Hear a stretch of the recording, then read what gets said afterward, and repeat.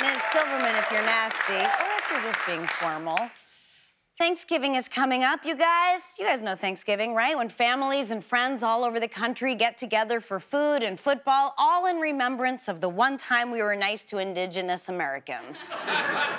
It's about getting together with people you don't agree with and still loving each other despite those differences. Except for Aunt Ruth. You can go f*** yourself, Aunt Ruth. I'm just kidding. Me and Aunt Ruth agree on everything. Sorry, agreed on everything. She died on 9/11. She choked on a pumpkin seed.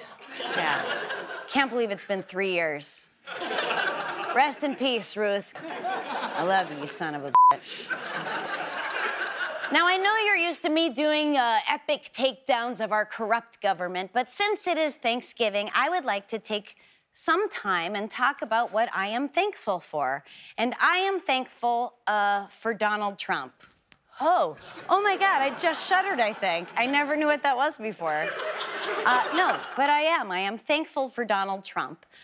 Not the way I'm thankful for my family or for, like, my butt wipes, but like the way an addict is thankful for hitting rock bottom. I think that Trump, taint waffle that he is, he's actually done some good, you know? I mean, not him personally. He's actually done, you know, he's a piece of shit. He's, oh, there might be kids watching. He's a piece of S-H-I twat. Yes, he's personally done a lot of harm. He has put kids in cages. He's nominated an alleged sexual assaulter to the Supreme Court. He ordered a Muslim ban, reignited the white supremacy movement, redefined gender to exclude already marginalized people, threatened California during a catastrophic wildfire disaster. You know what, this is just gonna take up the whole show. Deb, can you just scroll through the end of the list? Go, go, go, go. Enemy of the people, whole countries. Go, keep going. Okay, stop, perfect. Thank you. And worst of all, he's ruined like every article of clothing. Red hats, big ties, polo shirts. Like, now what am I supposed to wear to feel sexy? But Trump's presence has actually caused good. It's like the butterfly effect. Trump is the butterfly that farts in Japan, and through a series of chain reactions, a child learns how to read in Cincinnati, Ohio. What I'm trying to say is, Donald Trump is a butterfly fart, and here are some good things he has unintentionally triggered. This year, a record number of women ran for and won House and Senate seats, and that record number of women includes many congressional firsts. The youngest woman, the first Native Americans, the first Muslims, the first lesbian mom, and the first woman with bleach blonde pubes. I'm not gonna say who it is, but, I mean, we can rule out Dianne Feinstein. Or can we? And how about this?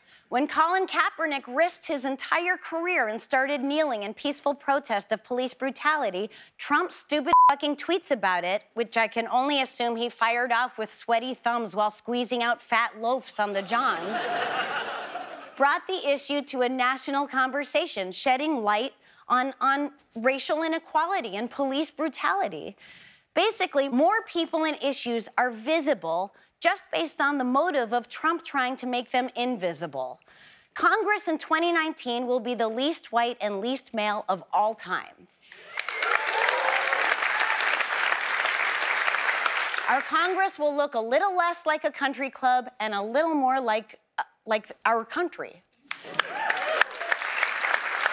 More people of color, more women, more young people turned out to vote despite voter suppression efforts and bad weather.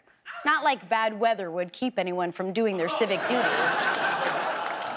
Of course. Why didn't he just bring an umbrella, by the way? Oh, right.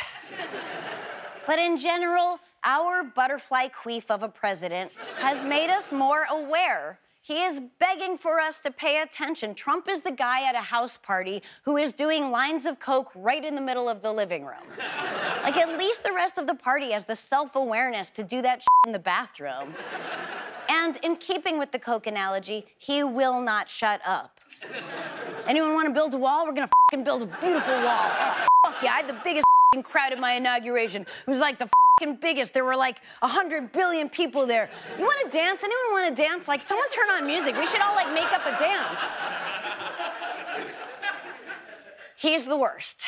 But his shamelessness brought to light things that were going on in the dark. We can see them now. He is like a black light at a Holiday Inn Express, exposing America's fecal-covered handprints and neon cum stains. Or even at a Ritz-Carlton. What, you think rich people don't jizz on remotes? As a rich person, I can tell you, we do.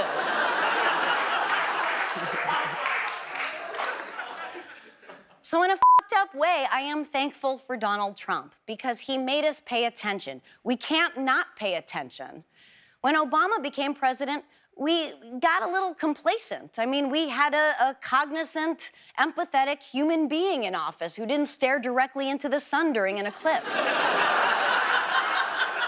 With Obama, we thought everything was on the right track. But the truth is we weren't even close. During his presidency, Democrats lost both the House and Senate and nearly 1,000 state legislative seats. He failed to prosecute a single Wall Street criminal who caused the 2008 financial crisis. He authorized drone strikes that killed nearly 4,000 people. And he only predicted the men's NCAA basketball champion once in 8 years. I mean, come on, Barry. Even I picked more winners, and I fill out my bracket based on who has the hottest coach. Look, Trump may not be the president we want, but he may be the president we deserve. The constant reminder that democracy takes effort and must be protected. He represents a cancer that's always right below the surface in this country: racism, xenophobia, fear of other. But at least now, it's something we can see. It's something we can point to. He's like the black light shining on our jizz-stained country. And that's what I'm grateful for. Happy Thanksgiving, America. Gobble, gobble.